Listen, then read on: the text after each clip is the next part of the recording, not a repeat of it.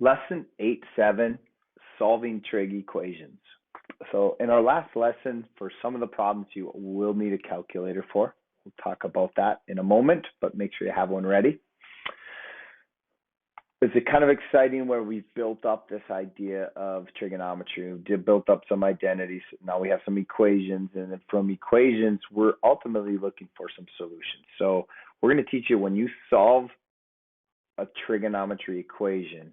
First of all, if it's a linear trig equation, we're going to substitute x, and then we're going to do some algebraic steps.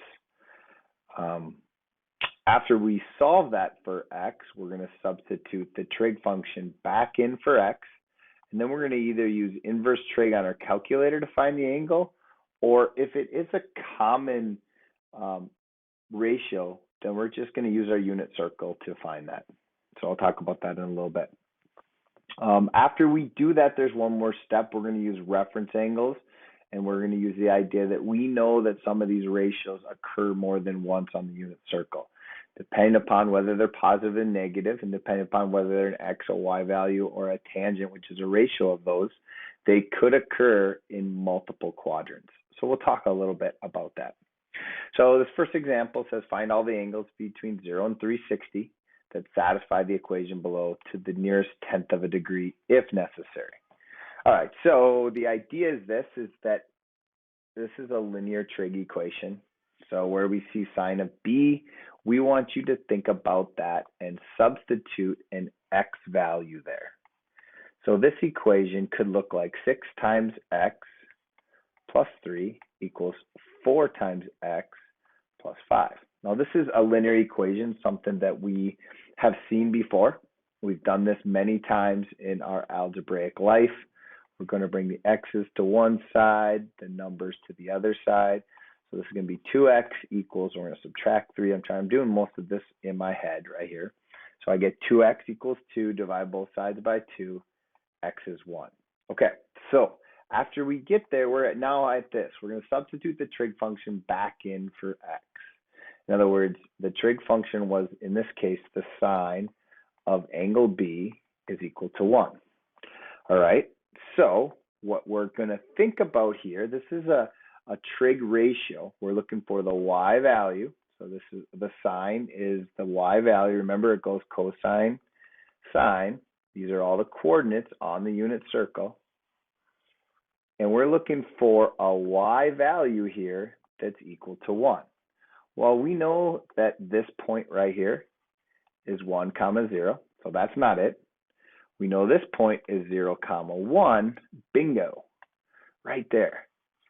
That's where it equals 1. And we just want to recognize, okay, so we're looking for the angle measurement. So where does that occur? That's a 90-degree rotation right there. So let's list that as an answer, 90 degrees, and then let's work our way around. Are there any other spots where the y value is 1? Well, I'm not totally sure. This is -1, 0. Nope. And then this one is 0, -1. I don't think so. There's no other spots. That's our only answer where sine of value is equal to 1. It's at 90 degrees. Okay, so as we progress here, problems will get a bit spicier, but this first step is the same. We're going to substitute a value of x in for this trig expression here, and then we're going to solve it algebraically. Bring the 5x over here. So I get 6x, add 8 to both sides. I get 0, divide by 6, x is 0. Substitute this trig value back in.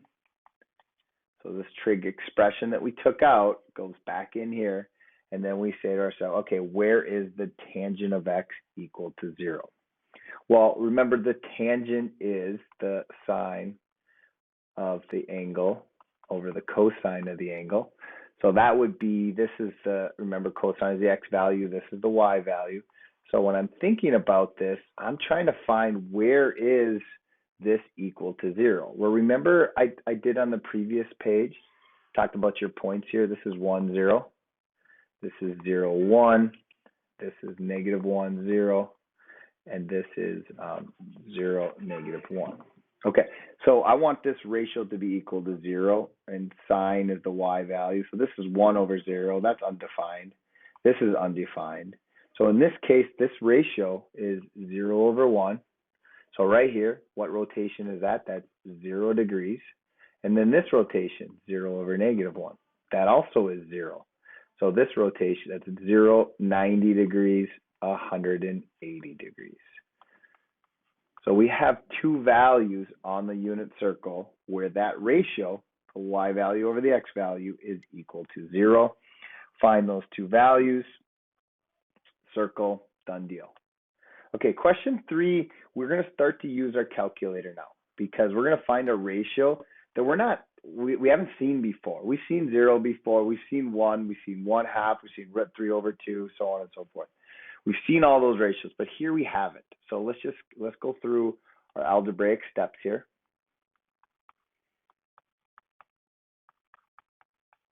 We're substituting, add 2, simplify, put our trig ratio back in. But at this point, you should be pretty good at doing these algebraic steps. Okay, now -1/3, that is not a ratio we're used to. But I want us to think about that value. That's saying where is the value that cosine, so the x value, write yourself a little note here. So we're looking for the x value of a point that the x value is negative. Well, the x value is not negative here. The x value is negative here in quadrant 2. So somewhere here, remember this is 1, so 1/3 is like right here. So this point right here is approximately -1/3, approximately.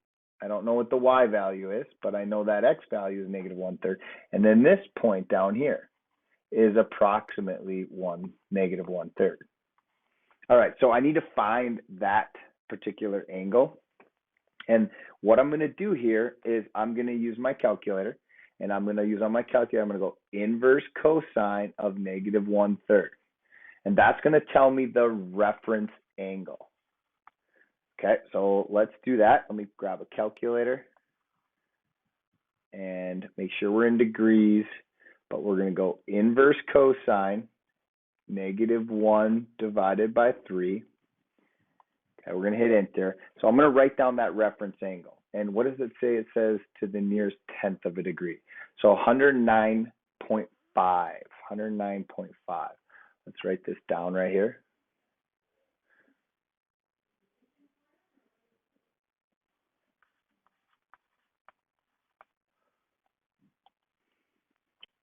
All right, so if the reference angle is 109.5, remember this is 90 degrees, and this is 180 degrees. 109.5 is in here somewhere. That makes sense. So that's one answer. My other answer is going to be this angle here. It has to have that same reference angle, 109.5. Well, what is that reference angle? I'm going to compute that by subtracting 180 from it. So 180 minus 109.5. That's going to give me this reference angle, and then I'll add that on to 180 to compute it. So 180 minus, that is 70.5. That's a reference angle. And so to compute this measurement right here, which is all the way down here, that is 180 plus that reference angle. So our other angle, I'm going to go 180 plus 70.5, and I'm going to get 289.5. No, hold on. My bad. Bad arithmetic here. 250.5. So I have two answers, 250.5 and 109.5. Both of these are correct. So it's a bit trickier here. We really have to look at where in the unit circle it falls. I have 3 more to do for you, similar type of logic here. So in these cases, we're using angle measurement as our radian. So we'll have to just review our radians a little bit. We're still using the unit circle. So sine x equals 1 minus theta. Here's where it tells me I'm in radians, 0 to 2 pi. So this is going to be sine of x equals 1. I don't need to substitute x here. I just know that that's equal to x. And then I can substitute it back. Where is the sine? So remember, that's a y value. I like to write that down. That helps me kind of visualize it a little bit here. So I'm looking, where's the y value equal to 1? Well, this value here is 1, 0, not there. This value is 0, 1. So right here, this value is -1, 0, and this value. So these are all the spots where it's like a subset of 1, I guess. Might be a best spot to say. So really, there's only one spot. It's right up here. And that's at 90 degrees. As far as a radian, though, remember, this is 0. Let's review these. This is 0 radians. This is pi over 2 radians, pi, 3 pi over 2, and then 2 pi is 1 complete revolution. So final answer for this is pi over 2. Make sure you use the pi button in your delta math. All right, so the same idea here. So 2 cos x plus 1 equals 0. So let's just subtract the 1 first. Let's divide by 2. Okay, this is where an x value is equal to 1, -1/2. Well, just use your unit circle there. We got that unit circle. You got two ways to do this. You can just, if you look on your unit circle, the cosine is equal to +1/2. That's a reference angle of 60 degrees. And one way to think about that is just use your calculator here if you don't have your unit circle available. And so go inverse cosine -1 divided by 2. Okay, that's going to give us a reference angle, my bad, of 120 degrees. Oh, I know what I was thinking. I was thinking this, the inverse cosine of +1/2, my bad. So +1/2 is 60 degrees. But if it's -1/2, it's 120. So that means this, that at, we'll use a different color here. So this is 180, this is 90, this is 180. So at 120 here, this is where the x value is equal to -1/2. Well, the x value is also equal to -1/2 right here. So if this angle here is 120, that makes this a 60-degree reference angle, which means to find this measurement here, it's 60 degrees also reference angle. So what I'm going to do is I'm going to take 180 plus 60, and that's where I will get to 40. So I have two answers. Cosine is negative in quadrants 2 and 3, and it occurs at 120 degrees and 240 degrees.